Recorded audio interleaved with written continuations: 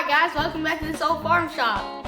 Today we're going to compare these two saws. The DW872, this one right here, and this one is a D28715. Alright guys, we've got a new little helper here today. So this is Cole's brother Trevor. Say hello, Trevor. Hello. He is gracious enough to give us a nice intro there.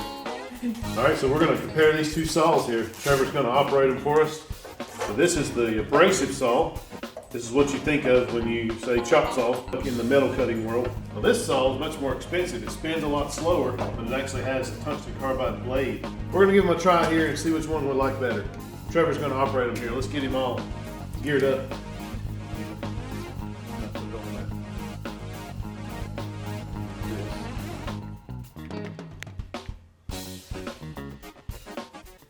Very awkward. Quick little lesson in safety here. You can squeeze the trigger up here, and the saw gets all the way up to speed.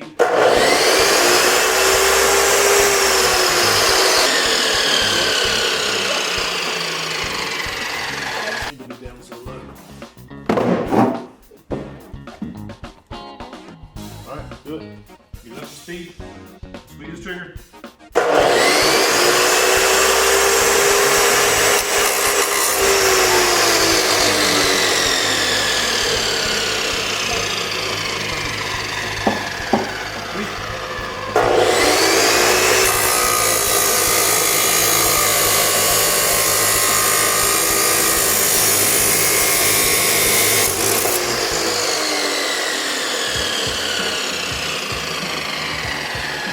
So there you go, there's the abrasive chop saw. Fills the shop with smoke, creates a lot of sparks. Trevor said he felt a few sparks hit his fingers there. Let's try it again with this saw. Set up over here. Then Trevor's going to tell us which one he likes better.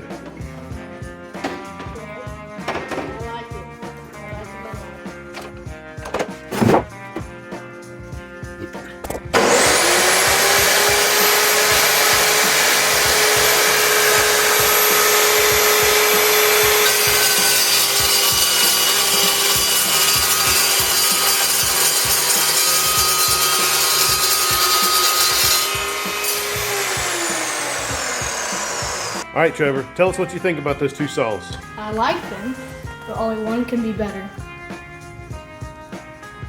I think this one's better. And why? Because it didn't create a lot of sparks flying everywhere in the world. Seems a little safer. Uh-huh. Now, touch it and see if it's hot. You touch it there. Not hot. Not really. All right. Now, when you first started using this one, I noticed as soon as the blade touched the metal, you jumped out of the way. So what scared you or made you jump out of the way? Oh, a spark hit me and it got hurt. Did it burn you a little bit? Well, that's the drawback of this saw, is it does create a lot of sparks. Okay, but you cut the metal, right? Yep. Here's our piece of metal, but you can see, I don't know if you guys can see it or not, see that razor edge it pulled up on the side now. If you touch that, it'll cut you. It's about like a knife. So it does the job, but it does create a razor edge. All right, now tell us about this one when you use the other one. I liked it because it didn't create a lot of sparks. Okay. It just cut it cleanly and smoothly. All right, let's find our chip that came off of this one. Look at that. You see, it's really clean. Unlike the other one, that was razor sharp. Yep. And it's cold to the touch after you get done cutting. So there you go. There's the DW872 and the D28715, a bladed saw. Now this one you can also put a blade in. I have one over there to actually cut concrete and brick with it. So that is something this one can do that this one cannot. You can get these blades for $8 a blade maybe at Lowe's last time I bought them. Conversely, these blades are $90 a piece. They're expensive. When you're cutting thicker metal, these blades will wear out very quickly, whereas this one will not. All in all, if you compare the prices of the blades, $8 versus $90, these blades last about 10 times longer than these. So it comes out into a wash at the end. I can leave my doors closed in my shop here, and this one does not smoke up the shop and stink everything up. And then, you know, you've been there. Go and blow your nose at night. It's not pretty. It's nasty. It's nasty. Yep. But this guy creates that nasty black soot that's in the air. I prefer this saw. And we're going to cut some thicker metal here, and I'll show you the differences between the two. Oh, incoming call from Grandpa.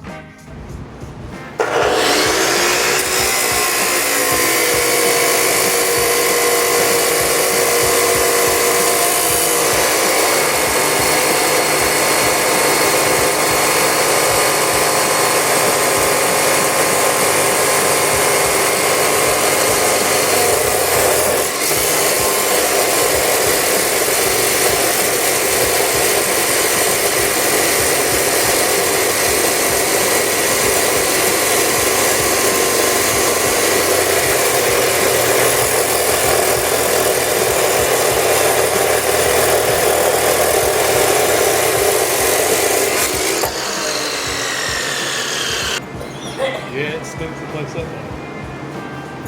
Alright guys, there you can see, we basically melted our way through it.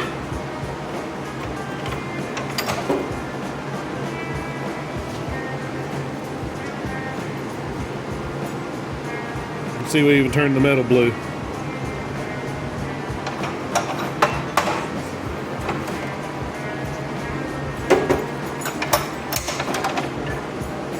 Alright, let's try it again with the DW872.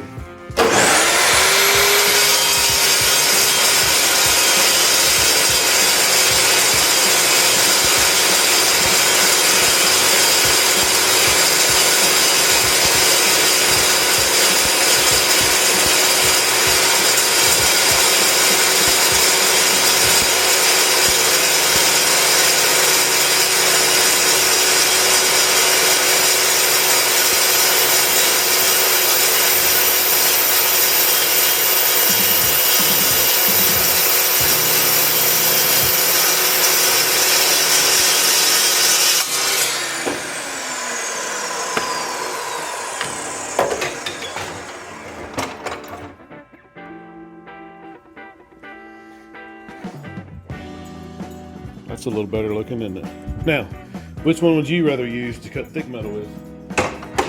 I'm going to use this one. Now for thin stuff, thin angle, anything like that, this saw is great. But for thicker metal, you're definitely going to want this guy right here. All right, let's talk about pricing.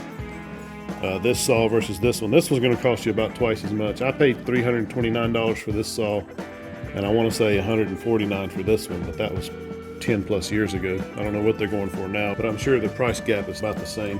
So all right guys, I'm going to choose this saw, but there are definitely applications for this one. This one on a job site, especially if you're cutting something that you can't get clamped down really tight, because you certainly don't want any of your material to move, because if your material moves on this saw over here, you're going to lose teeth off your saw blade. You add it up, so I think there's 96 teeth on there. It's about $1 a tooth. And these blades are cheap. You can get them anywhere between $5 and $10 a piece. Definitely applications for both, but for use inside a closed shop, definitely this saw. No smoke, no nasty sparks, etc., etc. Thank you for watching, everybody. And also, if you didn't know, he has merch, shirts coming soon, okay? Bye-bye. All right, guys, special thanks to my guest star today. Hopefully him and his little brother can be back in future videos. As he mentioned, we do have the t-shirts now will be available on the website, thisoldfarmshop.com, coming up. Thanks for watching. Bye-bye.